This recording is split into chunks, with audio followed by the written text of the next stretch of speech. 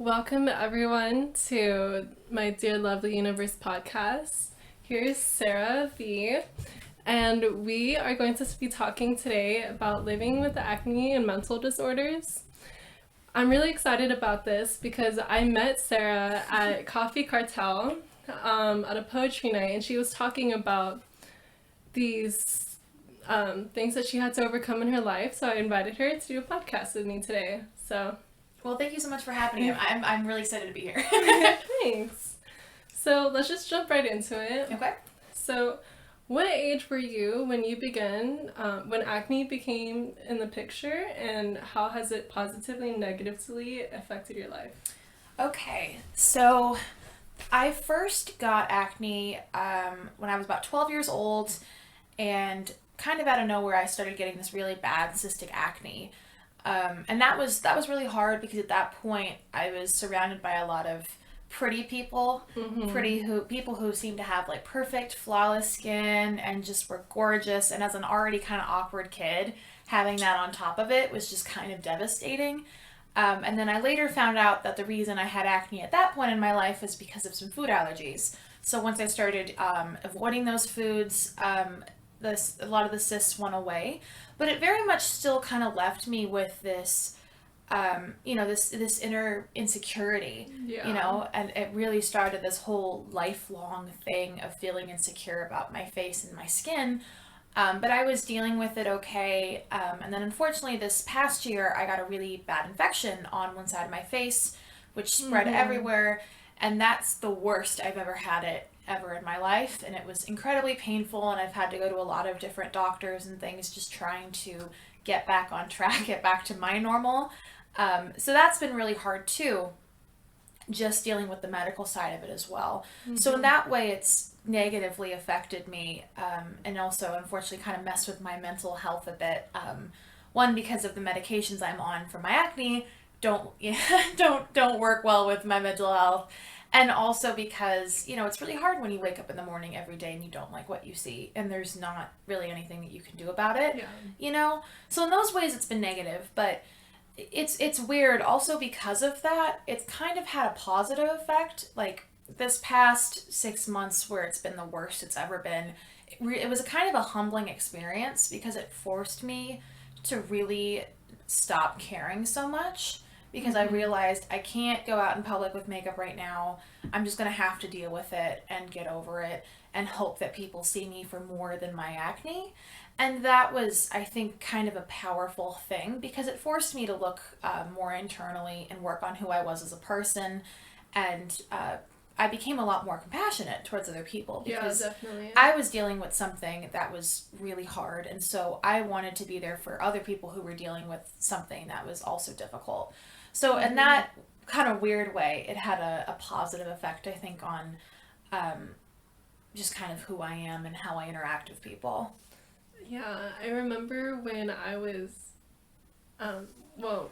dealing with really severe acne, and people would judge me and just say things, or, just the kind of energy that you receive when something like that is on your face. And people would just say these things, and I remember thinking to myself, I have no control over this, like literally zero. If I could make it not exist, I would, but there's nothing like I can do about it, and I'm trying my best.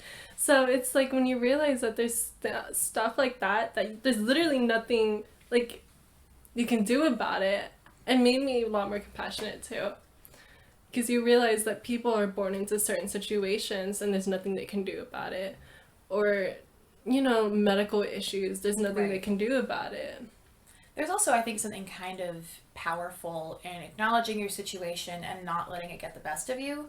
And that's really hard, especially, as much as this has been a struggle for me, I know other people who have had a lot more severe struggles dealing with other medical issues or honestly anything else. And it can be kind of a powerful thing to look it in the face and go, you know what, I'm not going to let this define me. I'm going to find a way to make the most of this and not let it get to you, which is hard. But I think that kind of finding that balance can be a powerful thing. Yeah, definitely. I completely agree with you. completely agree with you. At first, when I had acne, I let it have power over me, and I like tried to cover it up. I was ashamed when people would like make fun of me, but then I started to realize that there was just nothing I could do about it. It's just part of my life, and I have to get over it and be happy regardless. And I think it's through the struggles that you find strength. Absolutely. You grow. Yeah. You I know? mean, it's such a cliche sentence, but you know what doesn't kill you makes you stronger. As much as I hate that, it's very accurate, which is, I think why people say it so much. But I think it is very true. You know, in most cases, it does teach you how to become a stronger person. So. Yeah, definitely. So you mentioned that people's comments have made an impact on you in the past. Can you paint a picture of what that looks like? Yeah. It's been so interesting to me on how many people think it's their place to comment on something that's really none of their business. Like, I get it. If you're going to a doctor, you're going to get medical advice. If you go to an expert and you're asking for their advice on something, like, that's fine, obviously. But literally, I've had people, complete strangers, come up to me and make comments about my skin. I've had professors do that, peers do that, people that I don't know or don't know very well, out of nowhere, just coming up and commenting on my skin. I think a couple weeks ago, I was sitting in a parking lot, like, waiting to pick up my sister, and the security guard comes over to me, and at first I'm like, oh, maybe I'm parked in the wrong place, and I never met her before in my life, and she goes, I don't mean to be rude, but like I have this like special soap for the skin, and I was like, are you kidding me right now? Like, I'm literally just sitting in a parking lot. God forbid I decide to go one day without makeup, and yeah, you think it's your place to come over and suggest some soap, like, and that's not a rare occurrence. Like, that's happened to me several times. And I don't see that as any different than going up to somebody who's heavier and being like, have you tried this weight loss program? Like, it's none of your business. Like, if I go up to you and ask for your advice and your opinion, that's one thing. But, don't walk up to somebody and just give them unwarranted advice out of nowhere. It wasn't even like we were having a conversation. It was literally out of nowhere. So, yeah, it just... how does that, like, make, like, a feeling, like...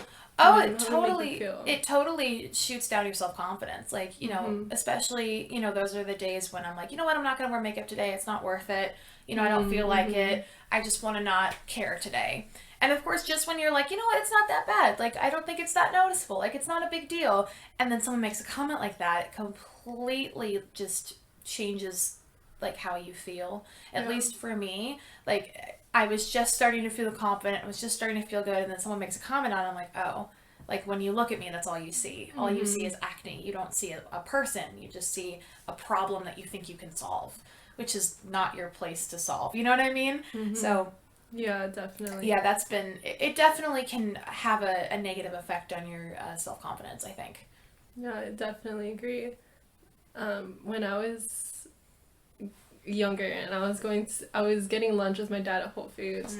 Some lady that my dad was like acquainted with at the register, she goes she had made some remark about my skin. And it was like she's like saying that she knew someone that could help and stuff like that, and I understand that she's just trying to help, right? But when you're standing there and she's talking about your skin, right, it made me feel, at least, like, one, embarrassed. Yeah. Two, like,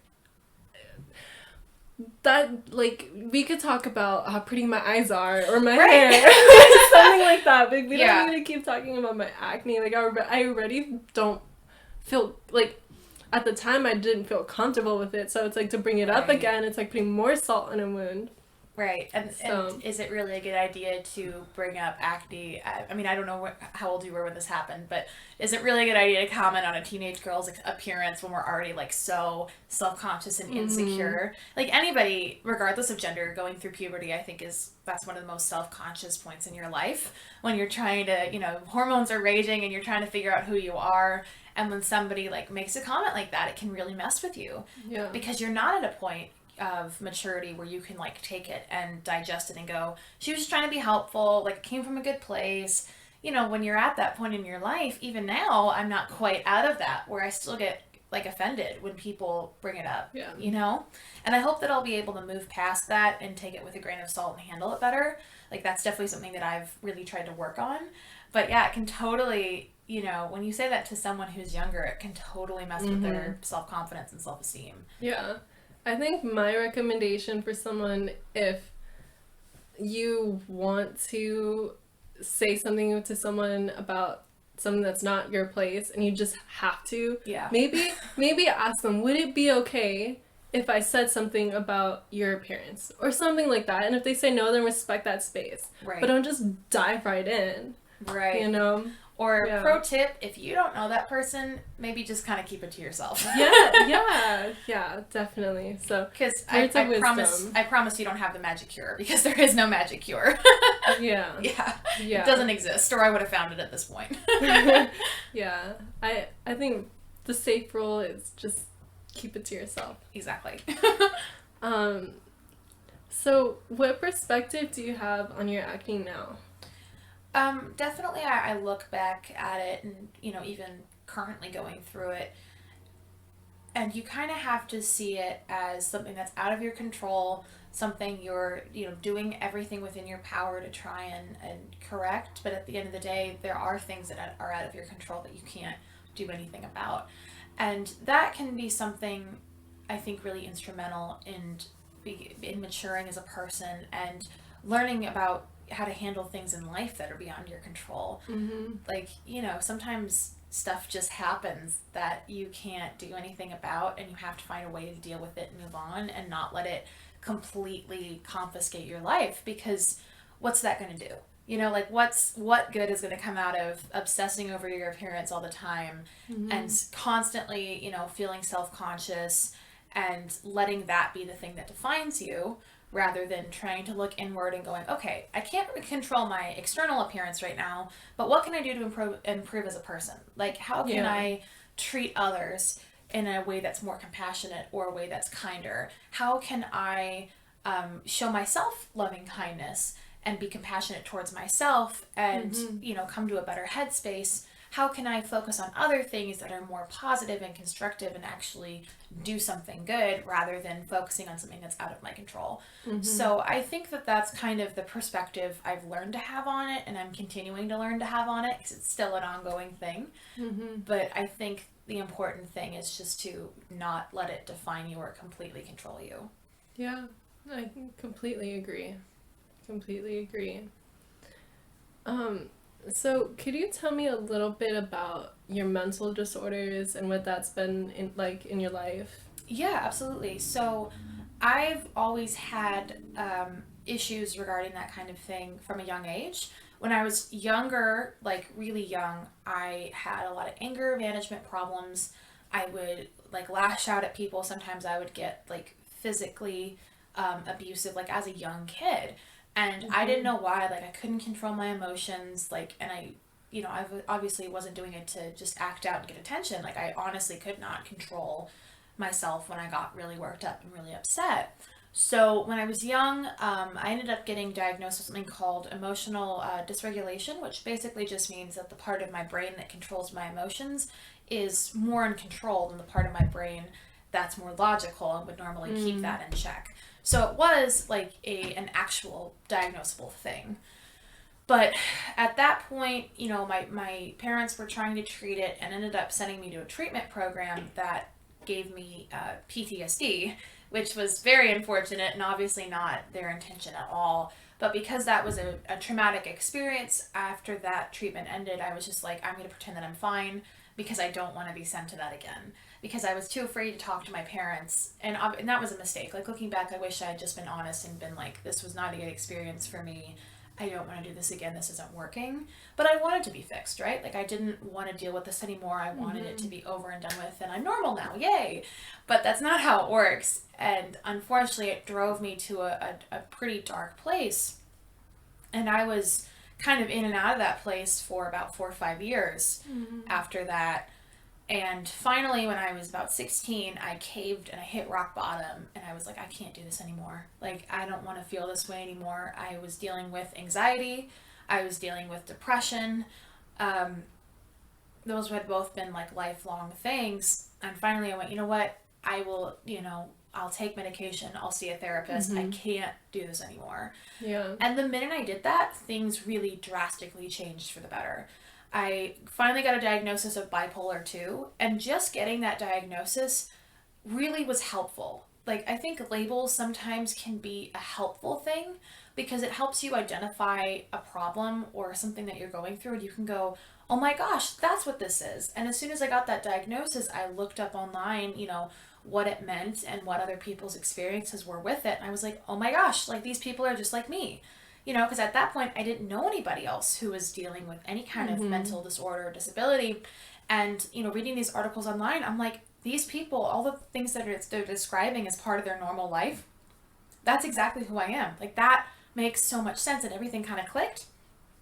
And the minute that I felt like I had found a community and I felt like I had found other people like me, like that was very powerful, and it really helped me kind of come to terms with it and realize that I wasn't alone, that I wasn't a freak, Yeah. because I think a lot of times if you're dealing with something, somewhere on that spectrum, it's very easy to look at yourself and go, there's something wrong with me, I'm this terrible person, instead of just looking at it as, this is just a part of my life. And you learn how to deal with it, and you learn how to not let it define you. Like with acne, it's just another part of me. But yeah, finally getting that diagnosis made a big difference. And in the last, it's been now like 7 years almost, I've really made a big turnaround. And I'm not perfect. I still have bad days, but I have a lot fewer of those bad days. And I've been given the tools now on how to control it. And it doesn't completely overrun my life like it did when I was younger. Yeah, that's good. I definitely feel like we should embrace both sides of ourselves, all sides, rather. And, anxiety, depression, all of those, they're just, I feel like just as important to what makes you who you are, because without those, you wouldn't be who you are. Absolutely. We have to have the good and the bad. And I don't necessarily feel like anxiety is necessarily a bad thing either. Right. Or going through those things, I think one of the most important thing that I've learned from going to therapy, which just a little PSA, like I think everybody should go to therapy at least once in their lives, regardless of if you have anything going on or not, because it can be a really healthy way to just learn more about yourself. Because we all have, things that we do that are, can be destructive or can be harmful. And I think it's a powerful thing to be able to kind of let your walls down with somebody who's not going to judge you, who's not going to go and tell the world all your issues. Literally the safest place you can possibly be to just let it out. So, I totally recommend it for everybody. But one of the most helpful things that my therapist has said to me is, when you're thinking about something, you don't think about it as something good or bad. Rather think about it, this thing happened in this way, in this place, at this time. Like, just letting it be, letting it exist, not making it a good or a bad thing, just this thing happened in this way, and in this place, at this time, And you just kind of take a deep breath and go, okay, all right, I'm going to let this thing exist and be, and not make it into something that it's not. And that's been helpful, because I think as humans, it's kind of our nature we want to categorize something as good or bad. And at least for me, I have a hard time letting things just be neutral, because part of having bipolar is I have, really high highs and really low lows, which is what medication and going to therapy helps kind of regulate and keep it more in the middle. But basically, it can be harder for me to put things in a neutral place because I kind of see the world as black and white in a lot of ways. But I repeat that to myself a lot, especially when I start to spiral or I start to, get really worked up over something. I just kind of repeat that. Yeah. So that's been really helpful. So when you do find yourself in a place of like spiraling down or at like a low point, what do you do to help climb yourself back out of it? Yeah, so the first time I had it hit like a really low point, this was long before I got my diagnosis. I was about 11, and I just was really depressed. I I think I was being bullied at that point. Honestly, that point in my life is so fuzzy. I don't know exactly what sparked it or if it was just an accumulation of different things. But I know I was getting bullied at that point and was just having some other struggles, and I was really depressed and actually suicidal. Like I had thoughts of suicide. I didn't attempt, but they were there. They were present.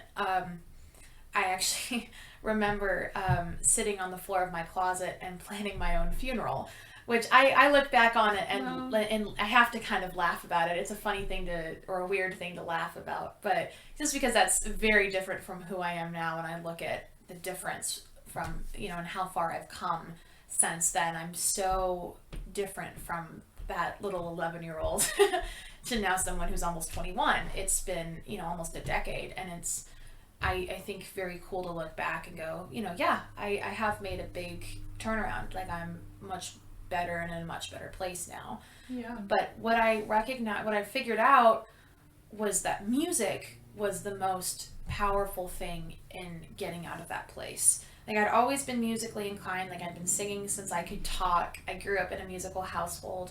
So I already loved music and I had that connection to it. But when I was 11 and I was dealing with all this stuff, I started writing music. I started writing songs. And that became my diary, and that became my outlet to get out all these emotions that were so overwhelming and could really take over my mind. And at that point, that was a really bad thing. And writing music was a way that was constructive and healthy and positive and, not harmful, and kind of created something beautiful. It created something.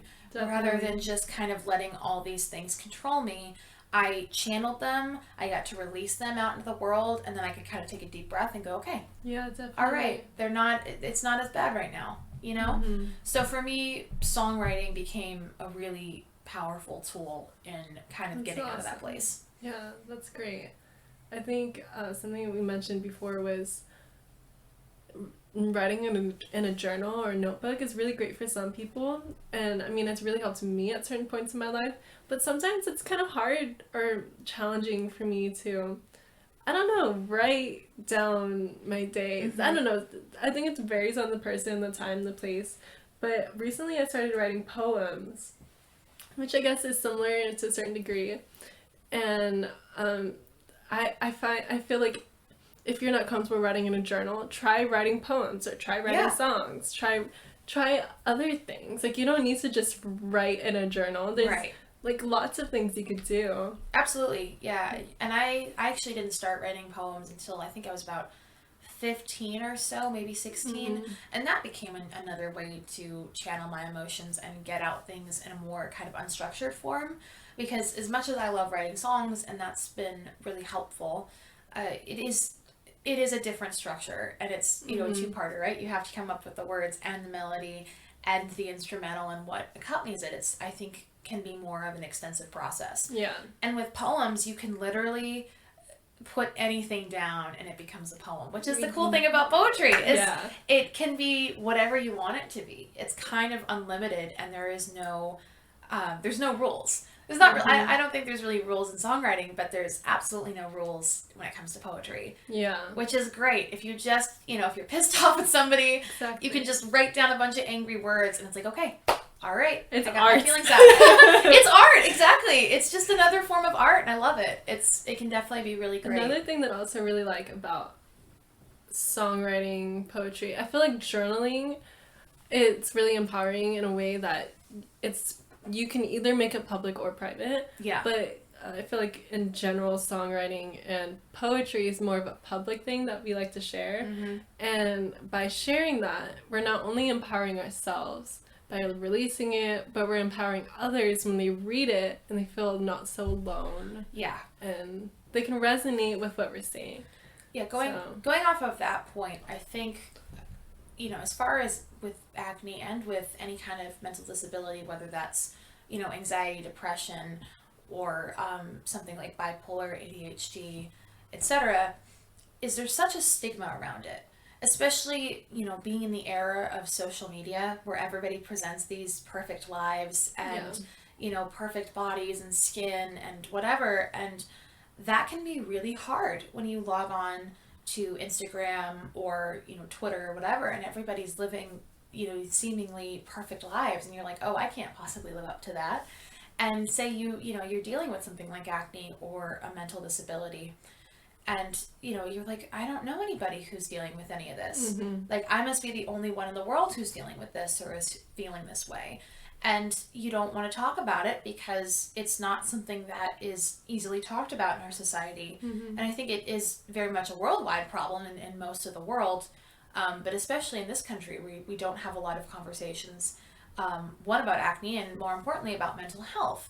And so I think it is so important, if you find it within yourself, if you find the confidence to go, you know what, I am going to talk about this, I am going to share this, because I want to help somebody else not feel as alone, because I want to break down this stigma, because stigmatizing something isn't beneficial for anybody, especially with something that is as common as acne, or is as surprisingly common as something like depression or anxiety, or something else. A lot of people deal with it and are afraid to talk about it because they don't want to be seen differently.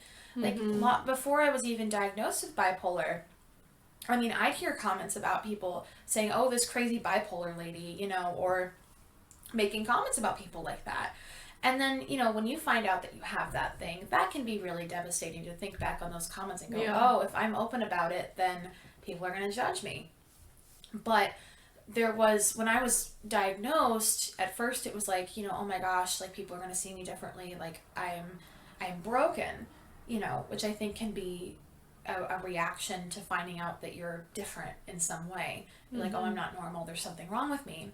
I thought back to this interview that Demi Lovato did, and I was really a big fan of hers from the time I was young, loved her music, really liked her as a person, and she did this interview, I think on Ellen, and very nonchalantly mentioned that she was bipolar, that she had bipolar. Like, it was no big deal. Like, Ellen was surprised by it, and I think it was the first time she'd mentioned it publicly, but it was so nonchalant. It was like, yeah, I have bipolar, you didn't know that? Like, it's just like a part of who I am, as much as, like, her hair is, at that point brown, or she's a singer. It's just, that's who I am, okay. Didn't make a big deal out of it. It was just acknowledging it. And I loved that, and that was very important, looking back on that and going, okay, look at how successful she's been. She doesn't let it define her. If she can do it, so can I. Yeah. And I think the more we talk about it, the more we break down those walls and stigmas, and hopefully, make it a safer place for people to feel like they can just be themselves and just exist. Definitely.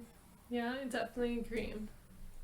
We should all be open to talking about not just anxiety or depression, but anything we're feeling. If it's happiness, if it's sadness, if it's grieving, we should talk about these things, and we should be receptive to talking about it if someone else is feeling that way too. I feel like also another point to bring up is don't withhold mentioning something because you think it's going to make someone else feel uncomfortable. Because I think that's a good thing. I think we should make people feel uncomfortable. That's the only way that we're going to bring about change. Absolutely. Do you have any advice to anyone dealing with acne, or like in a really low point in life, or like with mental disorders? Anything you would want to say to them? I think one of the most important things that I've learned, and I'm still learning, is just to find a way to not let it define you, and to not let that be the biggest part of your life, and to not let that be the thing that completely takes over everything else. And that can be hard, especially when especially if you have both. It can be really overwhelming, and you feel like everything's just going wrong. Like, why can't I have something just function properly for once? Like, why do I have to deal with all this? And that can be a struggle, and that can be difficult. But if you can find some positivity out of it, which can be really hard, I think that can be really instrumental in helping you to not fall into a bad place, or to kind of try to get yourself out of a bad place. Like, for me with acne, it was learning how to become a better person, because I was kind of hoping that if I was a good person, that would reflect out, and that's what people would notice about me and not my acne. As far as, dealing with mental disorders, it was like, okay, you know, it's really hard right now because the world feels like it's just falling apart, but how can I, you know, make this a positive thing? You know, and for me that became songwriting, that became, you know, creating something that was beautiful and something that I could share with people, and something I could even use to help somebody else not feel as alone, you know? So I think finding something that is your outlet and finding a way to not let that completely control you can be really helpful. Definitely. I definitely agree. Well, thank you so much. I really Absolutely. appreciate our conversation.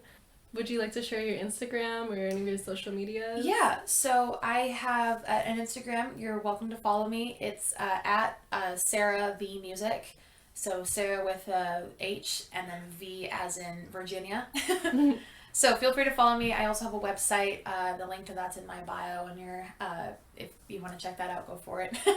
Awesome. Well, thank you so much, Sarah. I really think that our conversations can help a lot of people, and I really appreciate you, opening up about all of these things. This, I feel like, is what's going to begin to create a change. Talking about these topics. It's really important. So, thank you also to our listeners. If you enjoyed our podcast, please feel free to share, like, and comment. All of your responses are appreciated.